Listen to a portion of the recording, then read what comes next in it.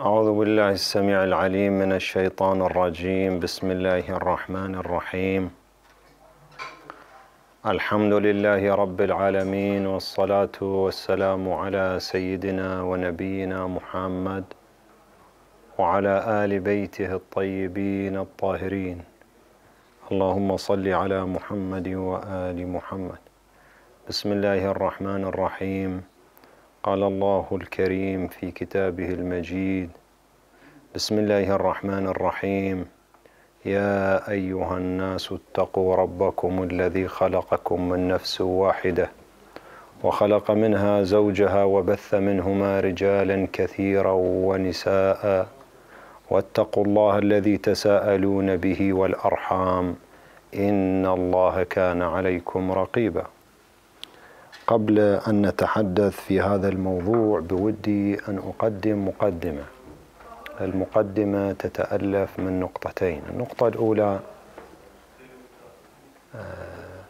فيما يخص تسجيل هذه الحلقات، نحن كنا في ليالي شهر رمضان المبارك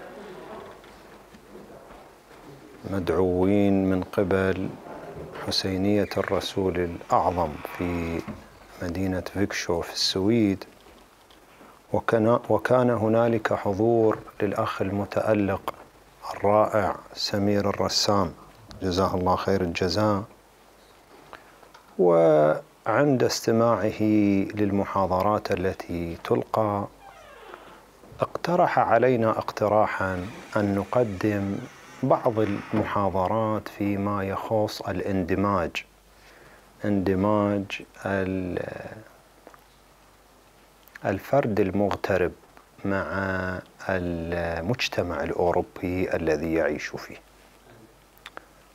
وكان حسن ظن الأستاذ الرسام جزاه الله خير الجزاء، ونحن استجبنا لهذه الدعوة، والآن هو حاضر.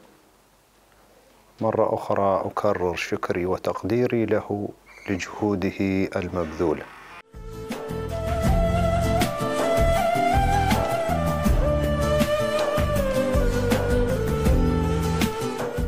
بعد المشاهدة وبعد المتابعة شاهدت تعريفين للاندماج. التعريف الأول يقول بأن الفرد المهاجر الذي يأتي إلى هذه الدول الأوروبية ينسلخ عن جميع ما يعتقده وما يعرفه، ويلتزم بجميع القوانين التي عليها البلد الذي يعيش فيه. إذن هو ينسلخ من هويته الحقيقية ويدخل في هوية أخرى ليندمج مع هذا المجتمع ويكون فردا من أفراد هذا المجتمع. هذا هو التعريف الأول للاندماج.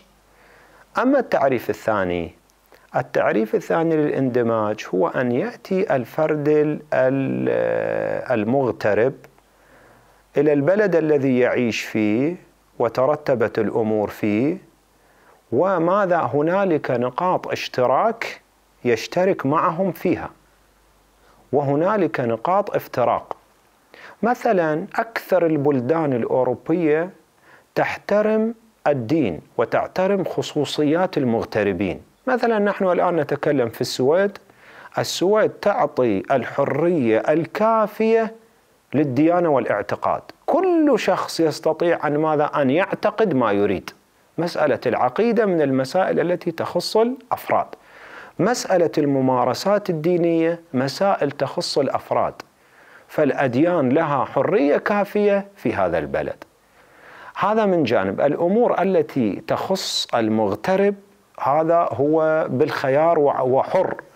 بل أكثر من ذلك، هذه الدولة في السويد حسب ما سمعت من الإخوان الذين هم هنا تعلم أبناء الجاليات لغة الأم، بل حتى المسلمين سمعت أنها تعلمهم ماذا؟ قراءة القرآن حتى. بل تصر على أولياء الأمور أن يحضر الأبناء إلى ماذا؟ إلى جلسات التعليم، يتعلمون لغة الأم.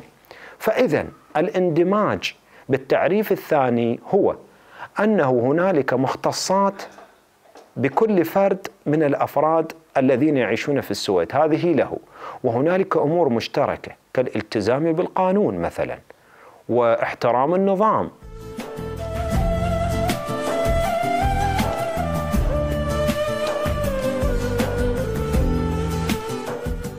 استطعت أن أشخص حالة عندهم يمرون بها، وهذه الحالة تكاد تكون مشتركة عند جميع المغتربين، وهي ماذا؟ وهي أنا أطلقت عليها اسم التأرجح، نستطيع أن نسميه مرض التأرجح. هذا التأرجح المغترب دائما متأرجح. يعني كيف متأرجح؟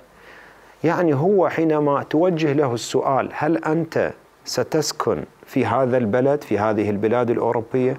يقول لك لا أعلم. تقول له هل سترجع إلى البلد الأم؟ يقول لك لا أعلم. يعني هو في النصف واقف،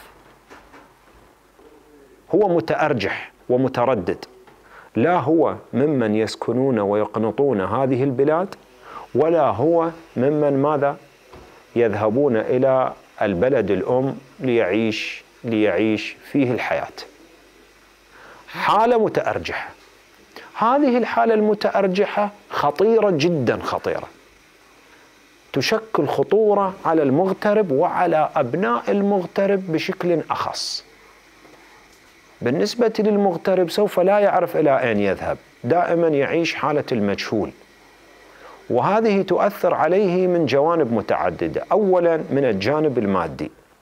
الجانب المادي المتأرجح ماذا؟ عنده هم وعنده أمل أن يسكن في بلد الأم، فدائما ما إذا حصل على مال يستطيع أن يرتب ماذا؟ يرتب له سكنا، يرتب له وضعا في البلد الأم. هذا من جانب. بعد هو يعيش في هذه البلاد الآن، وهذه البلاد العيش فيها يحتاج إلى مصاريف مادية، كذلك ماذا؟ يستطيع كذلك يبذل الجهود لكي يرتب وينسق وضعه في هذه البلدان. فإذا من حيث الوضع المادي عنده ماذا؟ عنده مشتت. فلو تركز رأيه في مكان ما سيركز جهود المالية في مكان ما. مثلا يريد أن يقول أنا سأبقى في هذه البلاد، خلاص سيرتب هذه الأمور، سيبني له بيتا ويركز جميع الإمكانيات المادية لصناعة عيش في هذا البلد. أو إذا قال أنا سأكون في بلد الأم، هذا كذلك سيركز الجهود المالية عنده لترتيب وتنظيم حياة في بلد الأم.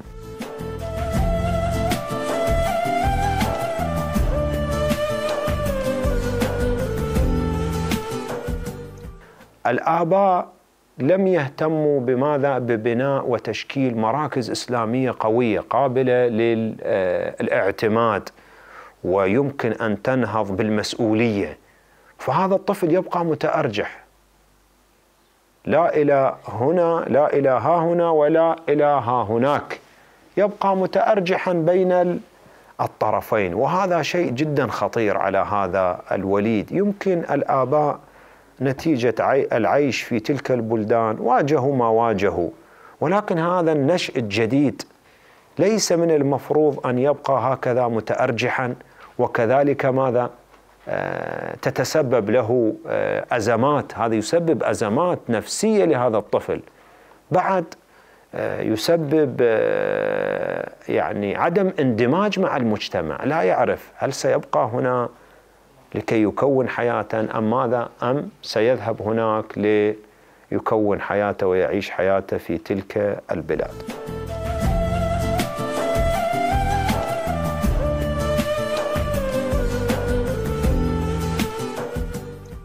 لا يستطيع شخص يأتي من الخارج ويقول له أنت ينبغي أن ماذا؟ أن تكون من أهل هذا البلد، ولا يستطيع شخص أن يأتي ويقول له ينبغي أن تكون من أهل بلد الأم. الذي يشخص هذه المسألة أقرب إلى التشخيص هو الشخص نفسه. ففيما لو اختار الشخص بحسب المرجحات التي عنده، اختار أن يكون في هذه البلاد التي لجأ إليها وحصل على جنسيتها وأصبح مواطنا فيها. إذا حسم الأمر ينبغي أن يفكر في جوانب متعددة.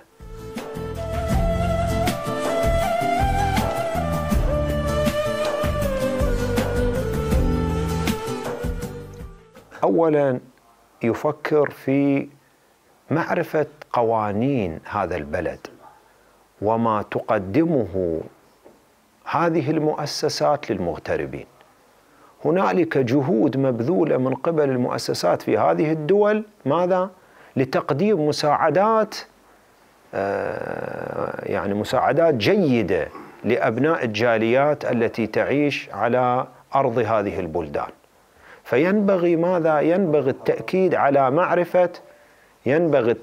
على معرفة هذه القوانين.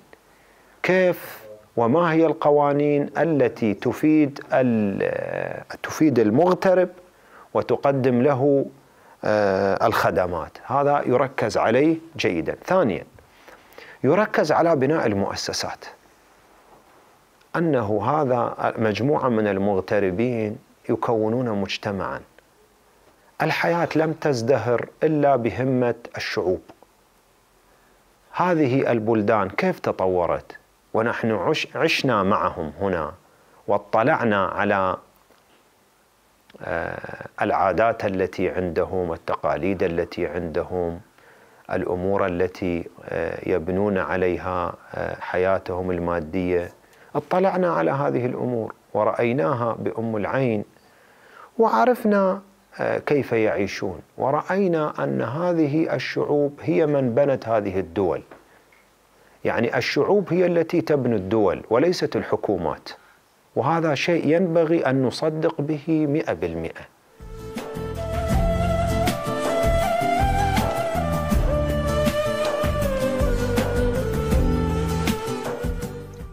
إذا أردنا أن نعيش عيشا رغيدا ينبغي أن نصنع وأن نكون مؤثرين في صناعة هذا العيش. نصنع لنا برنامجا نتحد فيما بيننا، مجموعة من الناس يتحدون وماذا؟ ويتقدمون إلى الدولة بطلب ويرون ماذا تقدم الدولة لهم ليشكلوا مؤسسات. هذه المؤسسات تكون ماذا؟ ملتقى لهم يمارسون فيها الطقوس والشعائر، يكون ملتقى لأبنائهم يتعلمون فيها لغة الأم، المناسبات التي تكون عندهم من أفراح وأتراح تحيا في هذه الأماكن. المغترب حينما يأتي إلى هذا المكان يحس أنه قطعة من بلد الأم قد وجد على هذه الدولة، فيستطيع أن ينسجم ويتماشى مع عادات وتقاليد وعقائد بلد الأم، ويلتزم بقوانين هذا البلد الجديد الذي أصبح جزء منه، جزء لا يتجزأ من هذا البلد. فإذا هذه المسألة تقوم على هذه القضية، أنه المغتربين يجتمعون جميعا ليكونوا مجتمعا. هذا المجتمع منضبطا بأخلاق العقيدة التي يحملونها هم، ويتماشى مع قوانين الدولة التي يعيشون عليها.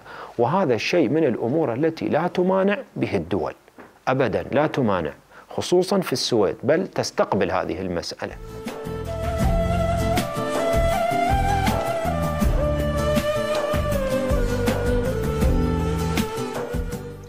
والمغتربين ينبغي أن يلتفتوا أن من يكون هو المجتمع.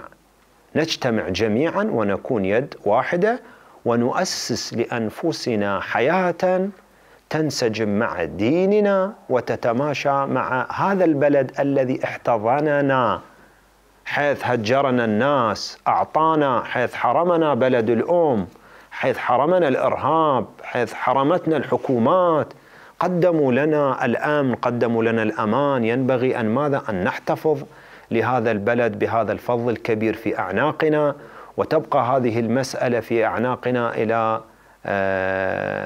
أبد الآبدين، إلى ما نحن موجودين على هذه الأرض وعلى هذه الدنيا، ندين لهم بالوفاء والتقدير والحب والاحترام.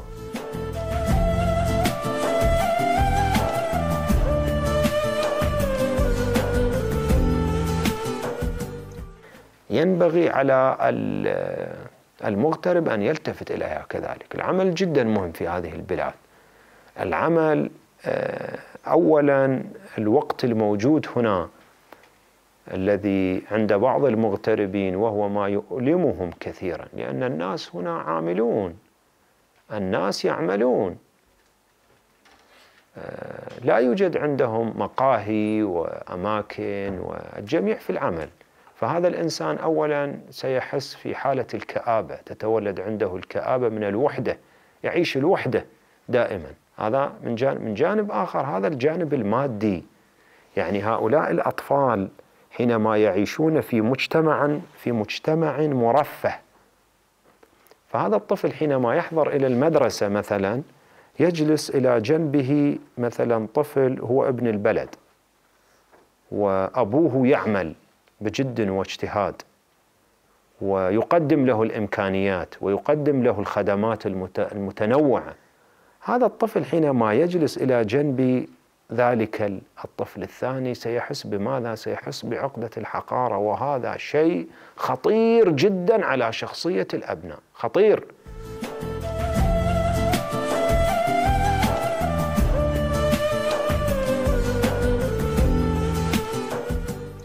نحن لا نريد من الآباء أن يورثوا للأبناء أراضي ولا دور. أحسن ما يمكن أن يورث لهؤلاء الأبناء صحة نفسية سليمة، اعتماد على النفس، ثقة بالنفس. هذا الإنسان إذا أعطيناه ثقة بالنفس يستطيع أن يؤسس هو الحياة، هو يبني الدنيا. من بنى هذه الحياة، من عمر هذه الدنيا هم الناس الواثقون من أنفسهم. أما هؤلاء المترددون دائما والذين يعيشون عقد الحقارة والأزمات النفسية، هؤلاء دائما في تراجع، لم يتقدموا إلى الأمام، وهذه قضية خطيرة ينبغي أن يلتفت إليها المغترب. يا أخي نحن جار الزمان علينا فرمانا في بلدان الحكومات فيها يمارسون الدكتاتورية وجرى ما جرى علينا. لماذا نظلم هؤلاء الفتيان؟ لماذا نظلم هؤلاء الصبية؟ ينبغي أن نلتفت إلى هذه القضية. هؤلاء لهم حقوقهم الخاصة وتعطى من قبل الدولة، ينبغي أن تسلم لهم كما هي، ويستطيعوا أن يستفيدوا منها في حياتهم الآن، حتى لا تتشكل ماذا؟ تتشكل هذه العقد، وهي عقد الحقارة تتشكل عند هؤلاء الصبية وهؤلاء الأطفال. وأخطر ما يكون هي هذه النقطة. نريد من أبنائنا أن ماذا؟ أن يعيشوا على هذه البلاد ويستفيدوا من هذه الإمكانات. واقعا نحن الإسلام عندنا يحث على العمل ويحث على العلم.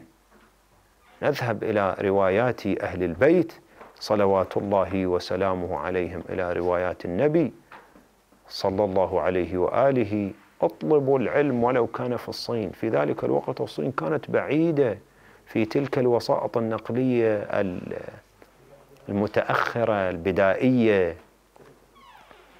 حديث آخر يلفت النظر وهو معروف ومشهور: اطلبوا العلم من المهد إلى اللحد. يعني ماذا؟ يعني حتى وأن كنت شيخا كبيرا عليك أن ماذا؟ أن تدرس. وفرص الدراسة وفرص التعلم وفرص التعليم مفتوحة في مثل هذه البلدان، ميسرة. هم يريدون منا أن ماذا؟ أن ندخل إلى هذه الميادين ويقدمون المساعدات في هذا المجال. نحن إذا نعيش في هذه البلاد لا نعمل لا ندرس، ماذا نصنع؟ يعني لا نندمج مع المجتمع بالشكل الصحيح، ماذا نصنع؟ والحياة تمر بنا. فإذن على المغترب أن يلتفت إلى هذه النقطة الخطيرة جدا، مسألة التأرجح. إذا أراد أن يذهب فليذهب، وهو من يحدد ونحن لا نستطيع أن نحدد له. ينبغي عليه أن يأخذ القرار ويعيش مع أهله، إخوانه، آبائه، أجداده كما يعيشون ويتحمل ما يتحمل، أو يعيش هنا ويؤسس له صروح علمية، صروح اجتماعية، صروح للملتقيات، صروح دينية، والبلد يسمح ويساعد في هذا المجال.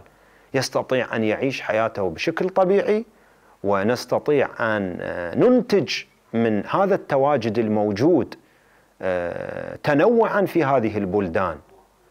تنوع يمكن أن ماذا؟ أن يستفيد من هذه الثقافة التي يحملها هؤلاء الذين يعيشون على هذه الأرض، لأهل البلد. هنالك حضارة موجودة عند المسلمين، وهنالك أفكار يمكن أن يكون اندماج، فنستفيد منهم ويستفيدون منا. أما مسألة التأرجح هو من المسائل الخطيرة جدا، فعلينا أن نستثمر ما موجود هنا ونستفيد منه، ونتحول إلى ناس إيجابيين ونبتعد عن حالة السلبية.